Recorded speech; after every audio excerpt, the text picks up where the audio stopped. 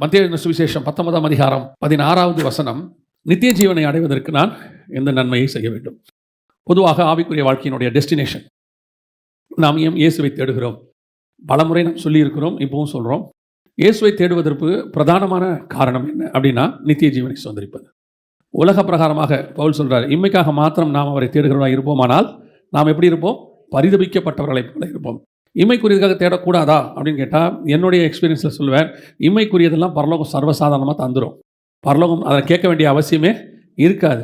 பொல்லாதலாகிய நீங்கள் உங்கள் பிள்ளைகளுக்கு நல்ல ஈவுகளை செய்யும்போது பரலோகத்தில் இருக்கிற பிதா செய்வது அதிக நிச்சயம் அல்லவா? நமக்கு இன்ன தேவை என்பதை நம்முடைய பரமபிதா முன்பே அறிந்திருக்கிறார். அதனால் இந்த இம்மைக்குரிய காரியங்களுக்காக நாம் ஜெபிக்க வேண்டியதோ அல்லது கேட்க வேண்டியதோ இல்லை. ஆண்டவர் மிக தெளிவாக ஒருத்தர் எங்கிட்ட கேட்டார், அப்போ கேளுங்கள் தரப்படும்னு சொல்லியிருக்கிறாரு, அது என்ன அப்படின்னாரு. அதிலேயே ஆண்டவர் லூக்கால சொல்லும் போது பரிசுத்தாவியை குறித்து என்று வேதம் சொல்லுது.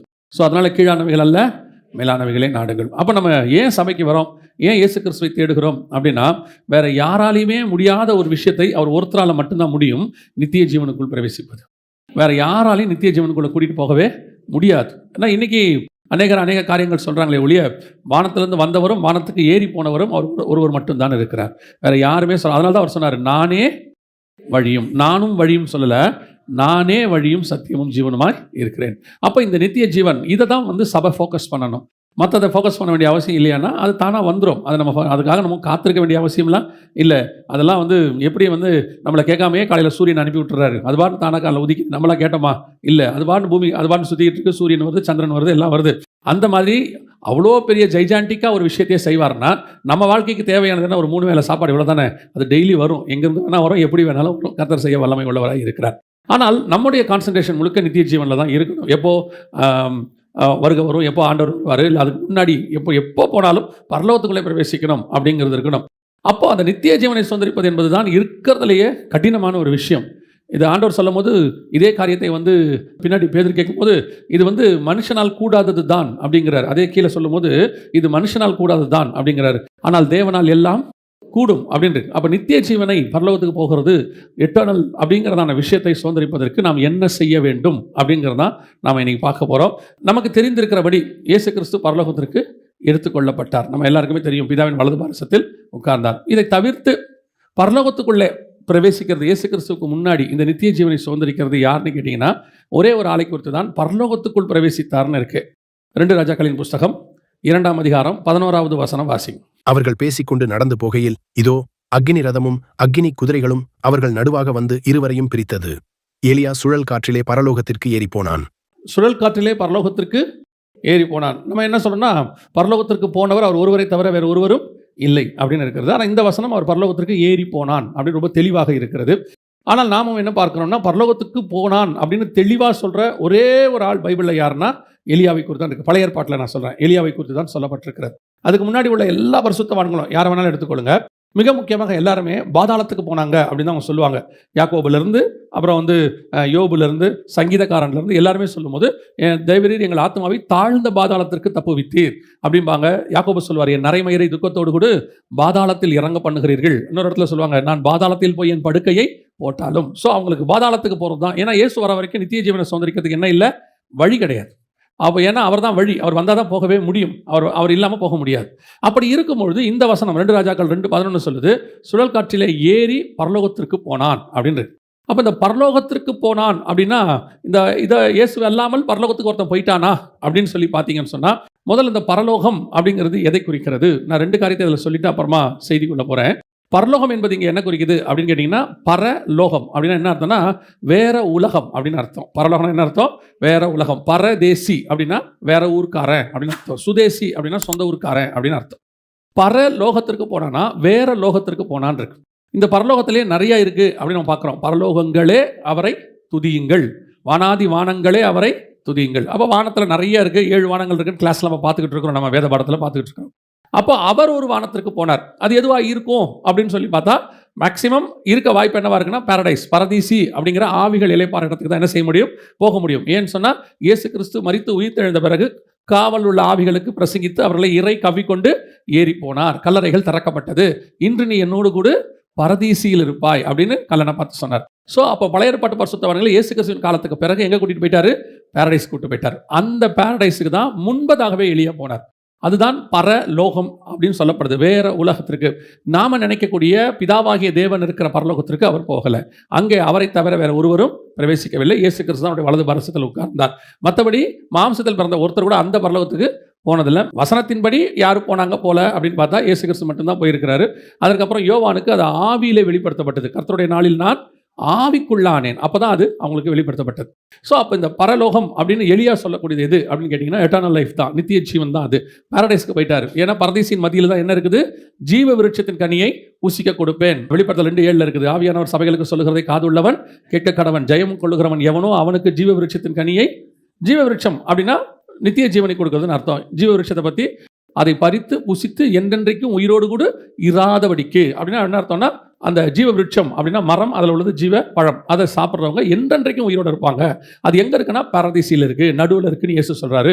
அப்போ இவங்க எல்லாம் பரதீசிக்கு போகிறாங்கன்னா நித்திய ஜீவனுக்குள்ளே போகிறாங்க அப்படின்னு அர்த்தம். சரி, இப்போ எலியா நித்திய ஜீவனுக்குள் பரலோகத்திற்குள் பிரவேசித்தார் அப்படின்னு பார்க்கிறோம்.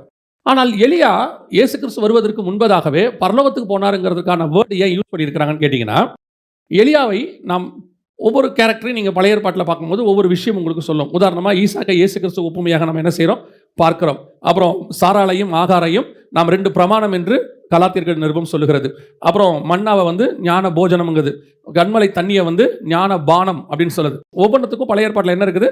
ஒரு கம்பாரிசன் சொல்லி நம்ம பார்த்துக்கிட்டே இருக்கோம். இப்போ இயேசுக்கும் யோசேப்புக்கும் ஒரு கம்பாரிசன் இருக்கும். ஏறக்குறைய 25 கம்பாரிசன் இருக்கும். இவரை 30 வெள்ளிக்காசுக்கு விற்றாங்க, அவரை 20 வெள்ளிக்காசுக்கு விற்றாங்க. அப்புறம் அங்கே புரோஜத்தர் கையில் ஒப்பு கொடுத்தாங்க, ரோமர் கையில் இவர் ஒப்பு கொடுத்தாங்க. அவர்கள் அவர்களை அடித்தார்கள், இவர்களை கொண்டு போயிட்டு குழியில் போட்டார்கள். ஜெயிலில் 2 பேரோட யோசேப்பு இருந்தார். இயேசு கிறிஸ்து கல்வாரியில் 2 கல்லரோட தொங்கினார். ஒரு கல்லன் செத்து போயிட்டான், ஒரு கல்லன் நித்திய ஜீவனுக்குள்ளே பிரவேசிட்டான். அங்கே நீங்கள் யோசேப்பு கூட பார்த்தீங்கன்னு சொன்னால் ஒருத்தன் மரித்து போவான், ஒருத்தன் விடுதலையாக்கப்படுவான். எல்லாமே கம்பாரிசனாக இருக்கும். கடைசியாக பார்த்தீங்கன்னா யோசேப்பு போய் பார்வோனுக்கு அடுத்த ஸ்தானத்தில் உட்காருவார், இயேசு கிறிஸ்து பிதாவுக்கு அடுத்த ஸ்தானத்தில் உட்காருவார். இந்த கம்பாரிசன் இருக்கு பாருங்க. இதே மாதிரி எல்லாருக்கும் இருக்கும். யோசுவாவுக்கு இருக்கும், எலியாவுக்கு இருக்கும், மோசேக்கு இருக்கும். இயேசுவோட ஒரு கம்பாரிசனை நீங்கள் படிக்க முடியும். அப்படி எலியாவை குறித்து பார்க்கும்பொழுது எலியா ஒரு நியூ டெஸ்ட்மென்ட் சர்ச்சுக்கான அடையாளம், மெல்கிசேதேக்கின் முறைமைக்கான அடையாளம். அவருக்கு ஆதியும் இல்லை அந்தமும் இல்லை. அதாவது எலியா எங்கிருந்து வந்தார்னே இருக்காது. திஸ்பியனாகிய எலியா அப்படின்னு இருக்கும். நீங்கள் திஸ்பியா அப்படின்னு போய் நீங்கள் தேடி போய் பார்த்தீங்கன்னா ஒரு அன்னோன் சிட்டி அப்படின்னு சொல்லி போட்டிருக்கோம். எங்கே இருக்குன்னே தெரியாது அந்த சிட்டி. எங்கேயோ ஒரு இடத்துல இருந்திருக்கலாம் அப்படின்னு சொல்லி ஒரு கெஸ் தான் பண்ணியிருப்பாங்க. ஒழிய இங்கே தான் இருந்துச்சு அப்படின்னு பார்க்க முடியாது. அப்பா யார், அம்மா யார், எங்கேருந்து வந்தார், எதுவுமே தெரியாது. அதே மாதிரி அவர் ஏறி போயிடுவார். அவருக்கு மரணம் இருக்காது, ஆதியும் இல்லை அந்தமும் இல்லை. அப்போது இந்த மெல்கிசேதேக்கின் முறைமையின்படி இருக்கக்கூடியதான மிக முக்கியமான ஒரு அடையாளமை தான் எலியா இருக்கிறாரு. எலியாவுக்கு பின்னாடி இந்த மெல்கிசேதேக்கின் முறைமையை வச்சுக்கிட்டு நியூ டெஸ்ட்மென்ட் சர்ச்சை வச்சு நீங்கள் தியானிச்சு பார்த்தீங்கன்னா நிறைய இருக்கும். 3 வருஷம் வனாந்தரத்துக்கு ஓடி போவார். உங்களுக்கு தெரியும் இல்லையா? சபை 3 வருஷம் வனாந்தரத்துக்கு ஓடி போகும். இங்கே 3 வருஷம் உபத்திரவம் இருக்கும்.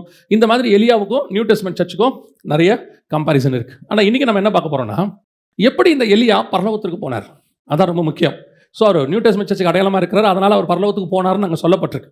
காரணம் நியூ டெஸ்ட்மென்ட் சர்ச் தான் முதல்ல என்ன செய்ய போகுது? பரலோகத்துக்குள்ளே பிரவேசிக்க போகுது. கிறிஸ்துவுக்குள் மரித்தவர்கள் முதலாவது எடுத்துக்கொள்ளப்படுவார்கள், பின்பு உயிரோடு இருக்கிற நாமும் அவரோடு கூட ஆகாயத்தில் எடுத்துக்கொள்ளப்பட்டு அவரோடு கூட காணப்படுவோம். எங்கே காணப்படுவோம்?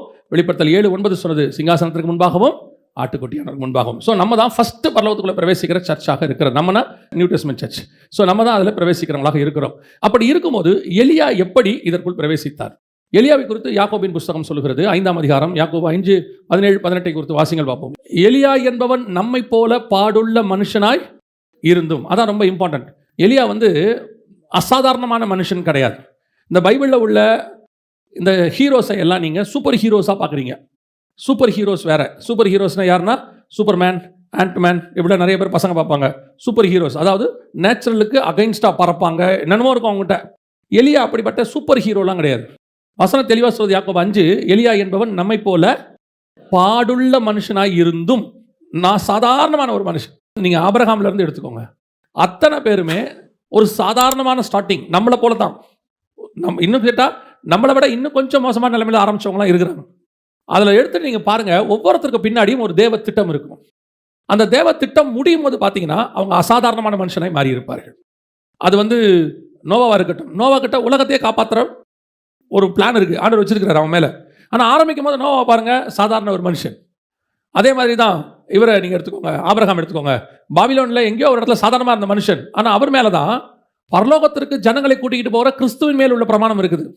அவர்கிட்ட தான் இருக்குது அந்த திட்டத்தை. அவர் மேலே தான் ஆரம்பிக்கிறார் ஆண்டவர். ஈசாக்கா இருக்கட்டும், யாக்கோபு எங்கேயோ ஆடு மேய்ச்சிக்கிட்டு இருக்கிறார். ஆனால் யாக்கோபுக்கு கீழே தான் 12 கோத்திரம் வருது. இந்த 12 கோத்திரம் தான் புதிய எருசலேமுடைய 12 மதில் சுவராக இருக்குது. எங்கே எட்டர்னல் அவங்க மேலே எப்படி ஒரு எட்டர்னல் பிளான் இருக்கு பாருங்க. அப்போ இங்கே உட்காந்துருக்கிற நம்ம மேலேயுமே அப்படி ஒரு எட்டர்னல் பிளான் இருக்கும். ஆனால் நாம யாருமே அந்த எட்டர்னல் பிளானையே புரிஞ்சிக்க மாட்டோம். நம்ம ஏதோ சாதாரணமாக வந்தோம், முடிச்சுட்டு சாதாரணமாக போகிறோம். அதுக்கு நடுவில் நல்ல ஒரு படித்தோம், சம்பாதிச்சோம், வாழ்ந்தோம், முடித்தோம். இந்த நமக்கு மேலே இருக்கிற அந்த எட்டர்னல் பிளான் என்னங்கிறத லைஃப் முடிகிற வரைக்குமே தெரிஞ்சுக்க மாட்டேங்கிறோம். ஆண்டவர் தெரியப்படுத்தினாலும் தெரிஞ்சுக்க மாட்டேங்கிறோம், வலுக்கட்டாயமாக கூப்பிட்டாலும் வர மாட்டேங்கிறோம். இந்த ஜென்ரேஷனில் நான் சொல்கிறேன், ஒரு 30 வருஷமாக சொல்கிறேன். நம்ம அந்த எட்டர்னல் பிளான்குள்ளேயே வராததுனால எதுக்கு ஆண்டவர் வச்சார்? நம்ம ஒவ்வொருத்தர்கிட்டையும் ஏதோ ஒன்று ஹெவன்லி பிளான். இப்போ அவர் சொல்கிறாரு, நாம் எல்லோரும் ஜீவ கற்களாக இருக்கிறோம் அப்படிங்கிறார் பேதுரு எழுதும்போது. அப்போ நாம் எல்லாம் ஜீவ கற்களாக இருக்கணும். ஒவ்வொருத்தரும் இந்த கட்டடத்தில் ஒரு கல்லாக இருக்கிறோம். அப்போ இந்த கல் இங்கே வந்து கட்டடமாக மாறணும்னா இதுக்கு முன்னாடி எங்கேயோ அது மண்ணாக இருந்திருக்கும். அதுக்கப்புறம் அதை மிதித்து சல்லடை பண்ணி சேதா மாற்றி அதை ஒரு டிசைன் பண்ணி அதை அப்புறம் சுட்டு அதை அப்புறம் ஒரு விலைக்கரையமாக ஒருத்தர் வாங்கி அது ஒரு வண்டியில் ஏற்றி ஒரு இடத்துல இன்னொரு இடத்துக்கு ட்ராவல் பண்ணி இங்கே வந்து இங்கேயும் உடனே அது கட்டடமாக மாறிடுச்சானா இல்லை, இங்கே கொண்டு வந்து இந்த கட்டடத்துக்கு அது எவ்வளோ தேவையோ அவ்வளோ வச்சிருப்பாங்க. அந்த செங்கலை சில நேரத்தில் முழுசாக வைப்பாங்க, சில நேரத்தில் பாதியாக வைப்பாங்க, சில நேரத்தில் கால்வாசி வைப்பாங்க. ஆனால் நாம தான் அந்த பிளான். இந்த செங்கல் இங்கே வந்து நிற்கணுங்கிறது கர்த்தருடைய திட்டம். அதே மாதிரி தான் நீங்கள் அத்தனை பேருமே தேவனுடைய சபைக்குள் கொண்டு வரப்பட்டிருக்கிறீர்கள், தேவனுக்குள் கொண்டு வரப்பட்டிருக்கிறீர்கள். நம்ம அத்தனை பேருமே அப்படி ஒரு திட்டத்தோடு கொண்டு வரப்பட்டவங்க. இதில் என்ன பெரிய இஷ்யூன்னு கேட்டிங்கன்னா, நமக்கு அது தெரிய மாட்டேங்குது. பரலோகத்துக்கு தெரியுது, பிசாசுக்கு தெரியுது. மோசே பிறந்த உடனே ஒரு பெரிய கூட்டத்தை கொலை பண்ணுறான், பிசாசுக்கு தெரியுது. ஒருத்தன் பிறந்துட்டான், இவனை வச்சு ஏதோ ஒரு ரட்சிப்பு இருக்குது. இயேசு பிறந்த உடனே ஒரு பெரிய கூட்டம் கொலை செய்யப்படுது, பிசாசுக்கு தெரியுது. ஒவ்வொரு காலகட்டத்திலையும் நம்மை குறித்த விஷயம் பரலோகத்துக்கும் தெரியுது. ஆனால் நமக்கு மட்டும்தான் அது தெரிய மாட்டேங்குது.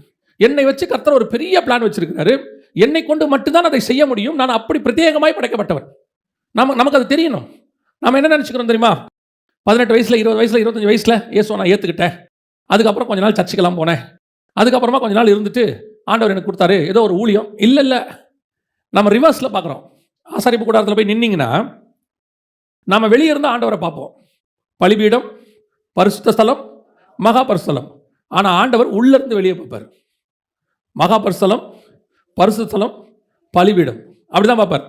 அப்போது ஆசாரிப்பு கூடத்தை சொல்லும் பொழுது முதல் பிளான் கர்த்தர் சொன்னது மகா பரிசுத்த ஸ்தலத்தை தான் கட்ட சொல்லி சொன்னார். அவங்ககிட்ட ஆரம்பிக்கும் போது அதாவது அந்த பிளானை எக்ஸ்பிளைன் பண்ணும்போது சொல்கிறேன், ஃபஸ்ட்டு எக்ஸ்பிளைன் பண்ணும்போது மகா பரிசுத்த ஸ்தலத்தை பற்றின எக்ஸ்பிளேஷன் தான் கொடுப்பாரு மோசேக்கு. அவருடைய அர்த்தம் என்னன்னா, கர்த்தர் அவர்கிட்டே கட்டிட்டு வர்றார்.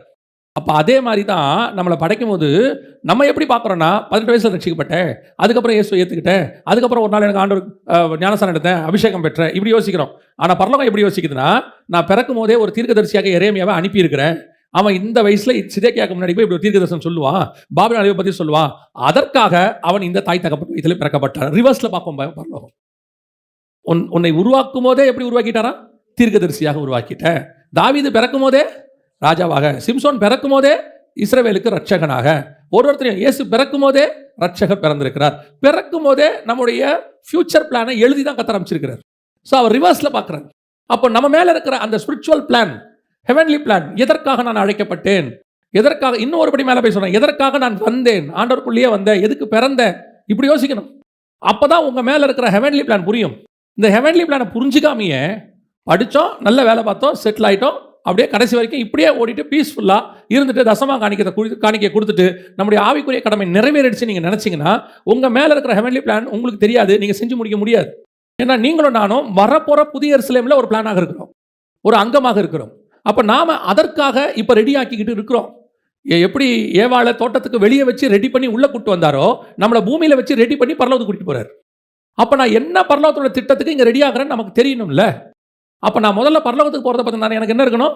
ஒரு உத்தரவாதம் இருக்கணும், கன்ஃபர்மேஷன். அப்போ நம்மை போல ஒரு பாடுள்ள மனுஷன் ஆரம்பித்தவங்க எல்லாமே நம்மை போல சாதாரணமாக ஆரம்பித்தவங்க தான். ஆனால் அவருடைய அந்த அச்சீவ்மெண்ட், அவங்களுக்கு வைக்கப்பட்டதான டார்கெட்டை அவங்க அடைஞ்சு முடிஞ்சாங்க. இப்போ எலியாவை குறித்து வாசித்தோம் 2 ராஜாக்கள் 2ல், அவன் சுழல் காற்றில் ஏறி பரலோகத்திற்கு போனான். ஆனால் பைபிள் சொல்லுது நம்மை போல ஒரு பாடுள்ள மனுஷனாக இருந்து.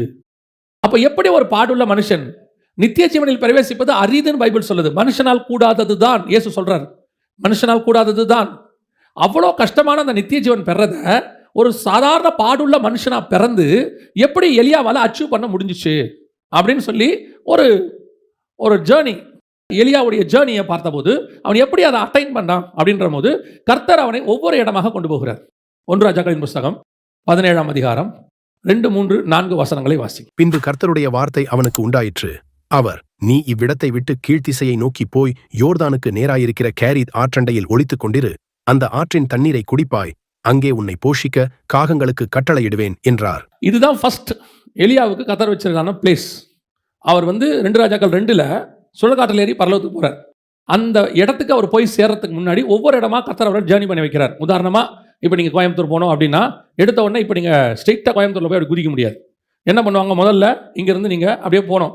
ஒன்று இந்த பக்கம் விழுப்புரம் உளுந்தூர்பேட்டை போய் கள்ளக்குறிச்சி போய் இப்படி போகணும், இல்லையா இந்த பக்கம் போகணும், போய் சேலம் தருமபுரி இப்படி போகணும். நீங்கள் கோயம்புத்தூருக்கு போகணும்னா அதுக்கு முன்னாடி பல டெஸ்டினேஷன் இருக்குது, சில இடங்கள் இருக்குது, அதை கிராஸ் பண்ணி தான் அங்கே போக முடியும். இயேசு கிறிஸ்துவே, நீங்கள் இயேசு கிறிஸ்துக்கு ஒரு ஜேர்னி இருக்குது. அதாவது அவர் சிலுவை எடுத்துக்கிட்டு கல்வாரிக்கு போனார். ஃபஸ்ட்டு எகிப்துக்கு போவார். எகிப்தில் இருந்த இயேசு நாசரத்துக்கு வருவார். பிள்ளை எடுத்துக்கொண்டு எகிப்துக்கு போ. எகிப்திலேருந்து அடுத்து எங்கே வருவார் இயேசு? நாசரத். 30 வயசு வரைக்கும் நாசரத்தில் இருப்பார். நாசரத்துலேருந்து யோர்தானுக்கு வருவார். யோர்தான்லேருந்து கலிலியாவுக்கு போவார். இப்படி இயேசு கிறிஸ்துவோட ஜேர்னி இருக்கும். இந்த ஜேர்னி கடைசியாக போய் கொல்கத்தாவில் முடியும். இதுதான் நித்திய ஜீவனை சுதந்திரிக்கிறதுக்கு அவர்கிட்ட இருந்த பிளான், அவர்கிட்ட உள்ள ஒரு ஜேர்னி. இதே இப்போ இஸ்ரவேலர்கள் இருக்கிறாங்க, கானானுக்கு போனோம். எகிப்திலேருந்து கானானுக்கு போகிறதுக்கு கிட்டத்தட்ட 42 இடம் இருக்குது. கிராஸ் பண்ணி தான் அங்கே போய் அவங்க ரீச் ஆவாங்க. ஸோ இந்த மாதிரி ஒவ்வொருத்தரும் ஒரு டெஸ்டினேஷனை கிராஸ் பண்ணி தான் ஹெவனுக்கு போக முடியும். இப்போ யாக்கோப் இருக்கிறார். யாக்கோப் ஃபஸ்ட்டு போய் பெத்தேலுக்கு போனோம். அப்புறம் எங்கே அந்த சொப்பனை பார்த்த இடத்துக்கு, அங்கேருந்து சிரியாவுக்கு போனோம், திருப்பி வரணும், சுக்கோத்துக்கு வரணும், இப்படி ஒவ்வொரு இடமா வரணும், வந்தால் தான் போக முடியும். ஒவ்வொருத்தருக்கும் ஒரு ஜேர்னி இருக்குது பைபிளில். இந்த ஜேர்னிக்கு பேர் தான் ஊழியம், இந்த ஜேர்னிக்கு பேர் தான் அழைப்பு. இந்த ஜேர்னியை நீங்கள் முடிக்கும் போது தான் எட்டர்னலுக்குள்ளே பிரவேசிப்பீங்க, பரலோகத்துக்கு போவீங்க. அப்போ நம்ம அத்தனை பேருக்கும் இப்படி ஒரு ஜேர்னி இருக்குது. இதில் எலியாவுடைய ஜேர்னியை தான் பார்க்குறோம். ஏன்னா அது ஒரு சக்ஸஸ்ஃபுல் ஃபார்முலா. பரலோகத்துக்கு போயிட்டார் அவர். நம்ம பரலோகத்துக்கு போகணும். நம்ம எப்பவுமே யாரை ஃபாலோ பண்ணணும்? சக்ஸஸ்ஃபுல்லாக ஃபாலோ பண்ணவங்கள தான் நம்ம ஃபாலோ பண்ண முடியும். அந்த வகையில் பார்க்கும்போது எலியாவுடைய ஃபர்ஸ்ட் ஜேர்னி ஆண்டவர் சொல்கிறார், நீ போய் அவர் இருந்த இடத்துல இருந்து கத்தர் சொல்கிறாரு, கேரி தாற்றங்கரையில் போய் என்ன செய்ய? தங்கியிரு. அங்கே உனக்கு என்ன செய்வேன்? காகங்களுக்கு கட்டளையிட்டு இருக்கிறேன், கேரி தாற்றன் தண்ணீரை குடிப்பாய். இது ஒரு ஃபர்ஸ்ட் டெஸ்டினேஷன். முதலாவது கர்த்தர் நம்மை கிறிஸ்துவுக்குள்ளே கொண்டு வரும்பொழுது முதல்ல கர்த்தர் நமக்கு என்ன செய்வார்னு பார்த்தீங்கன்னா, நம்முடைய அடிப்படை தேவை, பேசிக், நம்ம கேட்கக்கூடிய காரியங்கள் எல்லாத்தையும் கர்த்தர் கொடுக்குறார். அப்போ எலியா அன்னைக்கு என்ன சாப்பிட்டாருன்னு அங்கே இருக்குது. என்ன சாப்பிட்டாரு? அப்பமும். குதிரைக்கே புல் கிடைக்காத காலம். என்ன காலம்? குதிரைக்கே புல் கிடைக்காத காலம். அந்த காலத்தில் எலிஜா என்ன சாப்பிட்டாரு? அப்பமும் இறைச்சியும். பைபிளில் கமெண்ட்ரி எழுதுறவங்க சொல்கிறாங்க, அது அந்த நேரத்தில் கிங்ஸ் ஃபுட்டுக்கு சமமாக. கிங்ஸ் ஃபுட்டுனா ராஜாவுடைய பந்தி எப்படி இருக்கும், விருந்து, அதுக்கு ஈக்குவலாக. ஏன்னா ஒரு ஆளுக்கு புல்லே கிடைக்கலன்னு சொல்லும்போது அந்த இடத்துல ஒருத்தனுக்கு காலையும் மாலையும் 2 வேளையும் நான் வெஜிடேரியனோட சாப்பாடு கிடைக்குதுன்னா, பிரெட்டும் நான்வெஜ்ஜும் கிடைக்குதுன்னா அது எதுக்கு ஈக்குவல்? கிங்ஸ் ஃபுட்டுக்கு ஈக்குவல். அப்படின்னா அந்த சூழ்நிலையில் கர்த்தர் எலியாவை போஷித்த விதம். உங்களை என்னையும் அழைச்சிக்கிட்டு வரும்போது கர்த்தர் என்ன செய்கிறாரு? ஃபஸ்ட்டு நல்ல கிங்ஸ் ஃபுட்டு தான் கொடுத்தாரு. நம்ம கேட்டதெல்லாம் கொடுத்தாரு. இங்கே வந்திருக்கிற அத்தனை பேருக்கும் ஒரு சாட்சி இருக்கும், ஏதாவது ஒரு சாட்சி இருக்கும். ஏதோ ஒரு விதத்தில் கத்தர் தொட்டு இருப்பார், ஏதோ ஒரு விதத்தில் கத்தர் உங்களுக்கு விடுதலையாக்கி இருப்பார், சுகமாக்கி இருப்பார், நீங்கள் கேட்டதை கொடுத்துருப்பாரு, ஆசீர்வச்சிருப்பாரு. உங்கள் ஒவ்வொருத்தருக்கு பின்னாடியும் ஒரு சாட்சி இருக்கும். அதான் பைபிள் சொல்லுது, வனாந்தரத்திலே நயங்காட்டி அவர்களை அழைத்தேன். அதோட அர்த்தம் என்னன்னா, ஆண்டவர் கூப்பிடும் போது நம்மளை அப்படி தான் கூட்டிகிட்டு வந்தார், கேட்டதை கூப்பிட்டு வந்தார். பல நேரங்களில் கர்த்தர் நம்மளே அதான் ஃபர்ஸ்ட் டெஸ்டினேஷன். இப்போ இயேசு கிறிஸ்துவை பிசாசு சோதிக்கும் போது முதல் சோதனை என்னதுன்னு கேளுங்க, கல்லுகளை அப்பமாகி புசி. இப்போ இயேசு கிறிஸ்துக்கு முதல் சோதனையை மேலேருந்து குதிங்க, மலைக்கு மேலே கூட்டிகிட்டு போய் காட்டுறதுலாம் இல்லை. பேசிக் சாப்பாடு, இதை சாப்பிடுங்க. அதுக்கு ஆவிக்குரிய அர்த்தம் இருக்குது. ஆனால் பேசிக்காக ஒரு மனுஷனுக்கு சோதனை அப்படி தான் வரும். ஆண்டவர் ஒரு மனுஷனை கூப்பிடும்போது அவனுக்கு என்ன தேவையோ அதை கொடுத்து கூப்பிடுறாரு. இப்போ எஸ்தரை செலக்ட் பண்ணுறாங்க ராஜாவுக்கு. வசனம் சொல்லுது, அப்படி செலக்ட் பண்ணப்பட்ட கன்னிகைகள் என்ன கேட்டாலும் அவர்களுக்கு அது கிடைக்கும் அப்படின்னு இருக்கு. அப்படி தான் ஆண்டவர் நம்மளை வச்சிருக்காரு. ஆனால் அது பேசிக். நம்ம அந்த பேசிக் இடத்த விட்டு தாண்டி போகவே மாற்றோம். இன்னும் காக்காவுடைய ஃபுட்டுக்கிட்டே உட்காந்துருக்கோம். இது ரொம்ப ஈஸியாக இருக்கும் இந்த வேலை, தெரியுமா உங்களுக்கு? நல்லாவும் இருக்கும். நம்ம வேலை என்ன தெரியுமா? ஒன்லி ஜோம் பண்ணுறது மட்டும். யோகா 5:17-18. எலியா என்பவன் நம்மை போல பாடுள்ள மனுஷனாயிருந்தும் மழை பெய்யாதபடிக்கு கருத்தாய் ஜெபம் பண்ணினான். அப்பொழுது 3 வருஷமும் 6 மாதமும் பூமியின் மேல் மழை பெய்யவில்லை. மறுபடியும் ஜெபம் பண்ணினான். அப்போ அவனுக்கு வேலையே என்னது? ஜெபம் பண்ணுறது. இப்படி சொல்லும்போது கேட்கும்போது இவ்வளோ நல்லா இருக்கு பாருங்க. காலையில் காக்கா அப்பமும் இறைச்சியும் கொண்டு வரோம், சாப்பிட்டோம், கேரி தாற்றங்கரை தண்ணியை குடித்தோம், ஜெபம் பண்ணோம், மத்தியானம் ரெஸ்ட் எடுத்தோம், சாயங்காலம் திருப்பி காக்கா அப்பமும் இறைச்சியும் கொண்டு வரோம், சாப்பிட்டோம், ஜெபம் பண்ணோம், படுத்தோம், ஏந்திரிச்சோம். நல்லா இருக்கா இல்லையா? எவ்வளோ நல்லா இருக்கு. சாப்பிட்டோம், ஜெபம் பண்ணோம், தூங்கணும், சாப்பிட்டோம், ஜெபம் பண்ணோம், தூங்கணும். எதுக்கு சொல்ல வரேன்? அந்த மாதிரி உட்கார்ந்து சாப்பிட்ற காலம் ஒன்று வரும். கேட்டதெல்லாம் கர்த்தர் கொடுப்பார், ஆசீர்வதிப்பார். என் நாமத்தினால எவைகளை கேட்கலோ அவைகளை பெற்றுக்கொள்வீர்கள். எல்லாம் வரும், அதில் எந்த மாற்று கருத்தும் இல்லை. இது ஒரு ஸ்டார்டிங் ஸ்டேஜ் தான். இதுதான் உங்கள் ஆவிக்குரிய வாழ்க்கையோட பேசிக். நாம் என்ன நினைப்போம் தெரியுமா? அந்த இடத்துல அப்படியே ஸ்டக்கப் ஆகிடணும், அவ்வளோதான். நல்லா இருக்கு, காக்கா வருது, சாப்பிட்றோம், தூங்குறோம், ஜோம் பண்றோம், spiritually okay, worldly okay, Kings food வருது, நல்லா இருக்கு, சோத்திரம். சாட்சி வேற சொல்லுவோம், கர்த்தர் எனக்கு ஒரு நல்ல வேலை கொடுத்திருக்கிறார், ஆகவே நமக்கு வந்து மாதம் மாதம் கை நிறைய சம்பாரம் கொடுத்திருக்கார், சொந்த வீடு இருக்கிறது, மனைவி பிள்ளைகள் இருக்கார்கள், நன்றாக இருக்கிறேன், ஆண்டவர் பாப்பாரு, செட்டில் ஆயிட்டியோ, ஓஹோ. அப்படியே ஒரு சைக்கிள் ஒன்று வரும், கேரி தாண்ட கரையின் தண்ணீர் என்னவாயிடுச்சு, வற்றி போயிட்டு. ஆண்டவர் பார்த்தாரு, பையன் இதுக்கு மேலே எங்கேயும் என்ன செய்ய மாட்டான், போக மாட்டான், செட்டில் ஆயிடுவான். இப்போ சொல்றாரு, நீ எந்திரிச்சு போ, செகண்ட் டெஸ்டினேஷன், இதான் ரெண்டாவது பிளேஸ். முதல்ல கர்த்தர் நமக்கு எல்லாவற்றையும் கொடுத்து ஆசீர்வதிச்சு, பேசிக், நீங்க வந்தபோது கர்த்தர் அப்படி தான் இருக்கிறார், இந்த மாற்று கருத்தே இல்லை, எல்லாம் தரார். ஆண்டவர் அதை தாண்டி அடுத்த இடத்துக்கு கூட்டிட்டு போவார். வாசிங்க 8-9 வசனங்கள் வாசிங்க. 1 ராஜா 17ஆம் அதிகாரம் 8-9. அப்பொழுது கர்த்தருடைய வார்த்தை அவனுக்கு உண்டாயிற்று. அவர், நீ எழுந்து சீதோனுக்கு அடுத்த சாரிபாத் ஊருக்கு போய் அங்கே தங்கியிரு, உன்னை பராமரிக்கும்படி அங்கே இருக்கிற ஒரு விதவைக்கு கட்டளையிட்டேன் என்றார். அங்க போனா என்ன கிடைக்கும் தெரியுமா? அப்பதான் கிடைக்கும், அடை தான் கிடைக்கும். இப்போ அப்பமும் இறைச்சியும் தாண்டி அடுத்து எங்க வரணும்? அப்பத்தின் வீட்டுக்கு வரணும், அப்பம் இருக்கிற ஒரு வீட்டுக்குள்ள வரணும். இது செகண்ட் பிளேஸ். ஆசரிப்பு கூட்டத்தில் பாருங்க, வெளியே அப்பமும் இறைச்சியும் தாவீது கொடுப்பாரு ஜனங்களுக்கு. 2 சாமுவேல் புஸ்தகம் 6ஆம் அதிகாரத்தில் இருக்கும். ஒரு படி திராட்சை ரசமும் அப்பமும் ஒரு துண்டு இறைச்சி துண்டையும் கொடுத்து அவர்களை தாவீது அனுப்பினான். அப்படிதான் இருக்கும், 2 சாமுவேல் 6ல் இருக்கும். ஆனா அந்த ஆசாரிப்பு கூட தாண்டி உள்ள போனீங்கன்னா இறைச்சி இருக்காது. உள்ள என்ன இருக்கும்? சமூகத்தை அப்பம் 12 அப்பம் இருக்கும். தாவீது அதை சாப்பிட போவார் இன்னொரு இடத்துல, கோலியாத்தை இது பண்ற இடத்துல. அதுக்கப்புறம் சவுல் துரத்தும் போது அவர் போய் நேரம் அந்த அப்பத்தை சாப்பிடுவார். ஆரம்பத்தில் ஆண்டவர் இறைச்சியும் அப்பத்தையும் கொடுத்தது உண்மை. மாம்சத்துக்கு தேவையானதை கொடுத்து ஆசீர்வதிச்சு அதெல்லாம் கொடுக்கிறார், எந்த மாற்று கருத்தும் இல்லை. ஆனா அதுலயே நாம செட்டில் ஆயிடக்கூடாது. அடுத்து இன்னும் கொஞ்சம் முன்னேறி போகணும், இன்னொரு இடத்துக்கு வரணும். அங்கே உங்களுக்கு அப்பம் வைக்கப்பட்டிருக்கும், அது வீடு, அப்பத்தின் வீடு, அப்பம் கொடுக்கிற வீடு, அது சபை. அல்லது அங்கே உங்களுக்கு ஆண்டவர் சில காரியங்களை ஏற்படுத்தியிருப்பார், இது அதுக்கு அடுத்த லெவல்.